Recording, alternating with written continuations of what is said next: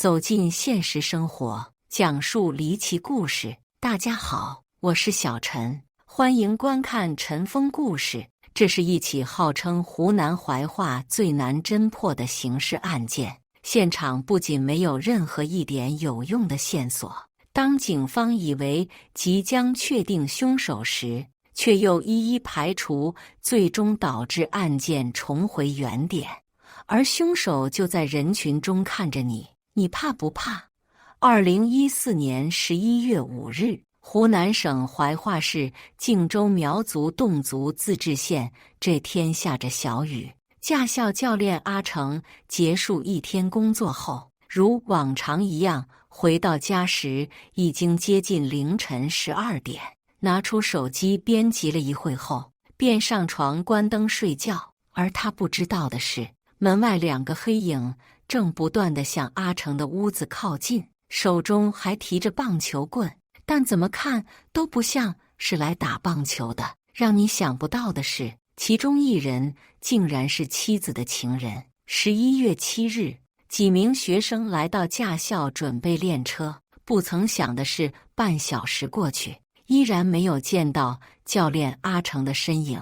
学生并没有等到天荒地老，总有一个聪明的学生知道询问一下教练的情况。消耗了一些口水之后，学生打听到阿成已经2天没有来上班，并且电话也始终联系不上。而驾校当然是不能容忍这种未驾未到的情况，早就把阿成的电话打爆。可惜的是，电话虽然打通，却一直无人接听。无奈之下，驾校联系了阿成的姐姐阿娟，但姐姐得知后却是非常奇怪。阿成绝对的10佳好员工，从来不缺席，上班也很准时，对工作十分认真的阿成绝不会无缘无故的旷工。随后，阿娟也尝试联系起弟弟阿成，可还是一直无人接听的状态，这让阿娟十分担心弟弟的安危，同时一种不祥的预感涌上心头，不敢有任何的耽搁，叫上丈夫便直奔阿成的住处。可不管阿娟2人怎么敲门，屋内都没有任何动静。无奈之下，只能找来同村的比较瘦小的小明，从窗户中爬了进去。可小明在屋内走了一圈，都没发现任何的异常。直到他走到卧室的门前，小明被吓得一哆嗦，向后退了一步，大声喊道：“救命啊！血，全都是血，死人了！”随后警方呜哇呜哇的便来到了案发现场。这是一栋只有2层的小楼，阿成则是死在位于1层北侧的卧室当中。当民警走进房间时，只见一名身穿睡衣的男子躺在床上，头部和墙上还有大量的血迹，呈喷射状。床上和地板上全都是滴落的血迹，量非常大。根据现场的勘查情况来看，死者是被人用钝器击打头部致死，挨着墙面那个床头有4处血溅的痕迹，并且被褥没有褶皱，以及现场没有存在搏斗痕迹的情况。以上也能说明死者是在熟睡中遭到的袭击，以至于他连反抗的机会都是没有，直接击打头部这个要害部位，目的非常明确，就是要杀死他。很显然，死者已经死了。根据法医推断得知，死亡时间超过了24小时。而死亡时间则是在凌晨1点到3点之间，并且凶手18到88岁都有可能，不是男人就是女人。但受害人的手机却一直都在不间断的充电，甚至就连钱包里仅有的200元现金也都完好无缺，室内更加没有翻动的痕迹，排除了图财的可能。凶手的动机又是什么呢？突然，警方发现在浴室窗台上的一枚残缺脚印，以及一个手指触摸过的痕迹，并没有指纹，反而像是戴了手套所留下的划痕。凶手选择戴手套作案，那只能说明一点，这是有预谋的作案，并且凶手很可能就是从浴室窗台进入，随后作案。此外，根据滴落在地的血迹朝着厨房方向延伸的情况，亦能说明凶手在作案后从厨房后门离开了现场，而且厨房后门出去以后就是一片小树林，十分利于隐蔽。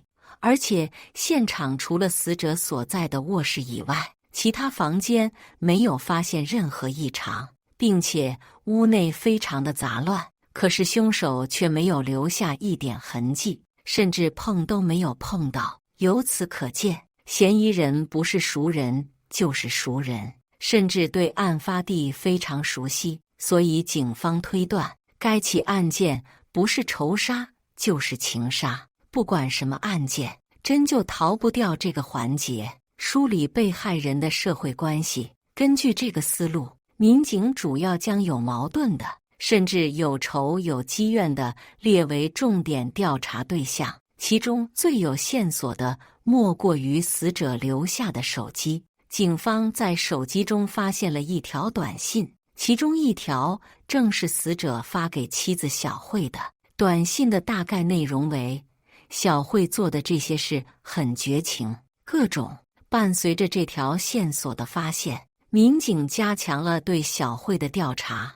阿成和小慧早已分居，可奇怪的是，就在案发前几天，两人还发生了一场酣畅淋漓的争吵。这一切的原因都是因为小慧和一个叫刘峰的男子来往密切，并且短信发送的时间距离法医推断阿成的死亡时间不超过3小时。这是巧合，还是另有玄机？可当民警找到小慧时，发现小慧手机内存的老公这个号码不是阿成的，而是刘峰。这个发现，警方决定立即对刘峰的活动轨迹进行调查。而恰巧的是，刘峰在案发当晚竟然真的出现在了阿成家附近。警方本以为案件到此便结束了，阿成就是刘峰杀害，而动机则是情杀。可进一步调查后发现，刘峰居然只是提着像棒球棍的木材到木材加工厂，厂内的工人也证实在案发时间内，刘峰并没有离开。因此，刘峰的嫌疑被排除。那为什么小慧会将刘峰备注为老公，而不是阿成呢？小慧告知，两人是1991年结婚，可在小慧怀孕的时候，阿成却因抢劫入狱，故而在随后的10几年内，小慧只能独自抚养女儿，并撑起这个家。直到2004年，阿成在刑满释放后，和堂弟合伙经营了一片杨梅林，经济状况逐渐好转。2007年，小慧又为阿成生了一个儿子，一家4口的日子越过越红火。但是就在此时，阿成却迷上了赌博，不仅把家里的一点积蓄输给精光，甚至还借高利贷继续狂赌，甚至宁愿将钱拿去赌，也不愿给小慧和儿子用。赌博不仅让家里的经济状况雪上加霜，甚至还让阿成性情大变，有时候一言不合就对小慧拳脚相向。多次苦口婆心的规劝无效之后，小慧选择了离婚。而离婚后的阿成，一个人的日子，不仅要洗衣做饭，晚上睡觉都是一个人。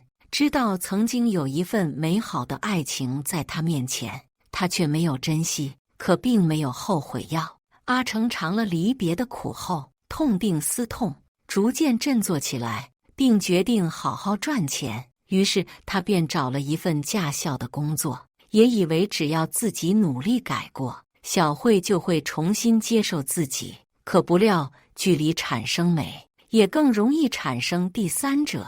小慧并没有等到，反而等来了刘峰，让他此前的努力化为泡沫。于是这件事情便成为了两人发生争吵的主要缘由。刘峰的嫌疑也彻底被排除。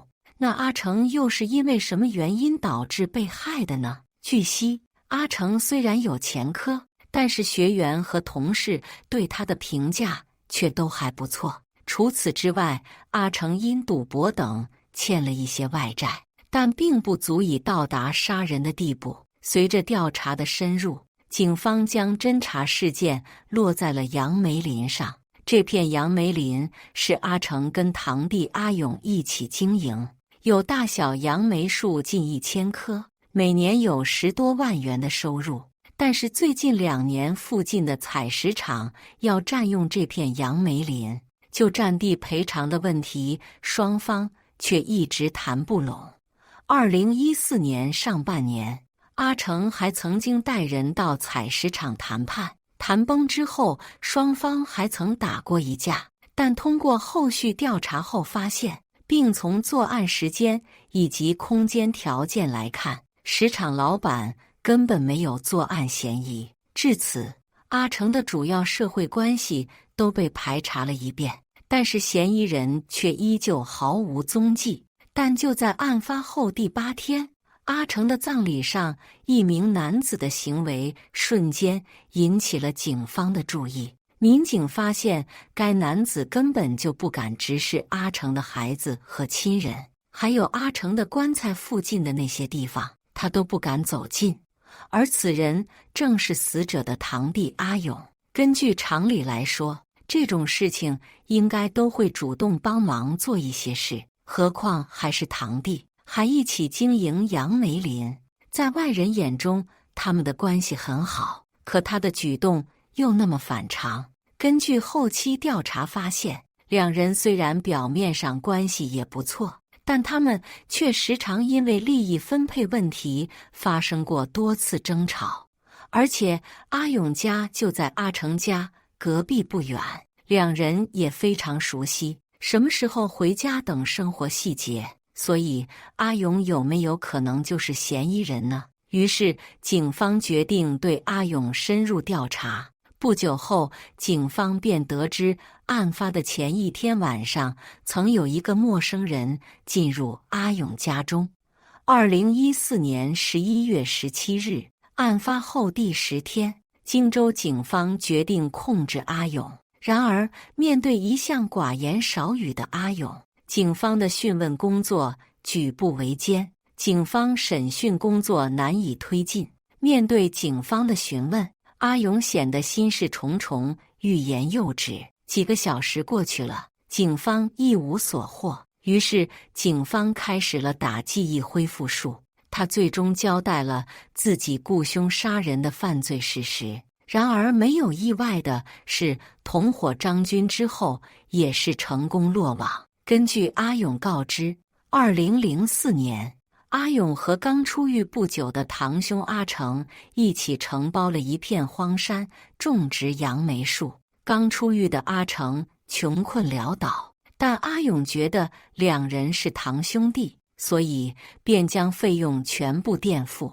可就在杨梅林产生效益的时候，阿成却推翻了之前的承诺，并让自己承担以往所有的费用，如垫付的员工工资和投资的费用等，甚至砂石场的事情，阿成也是一个人前去。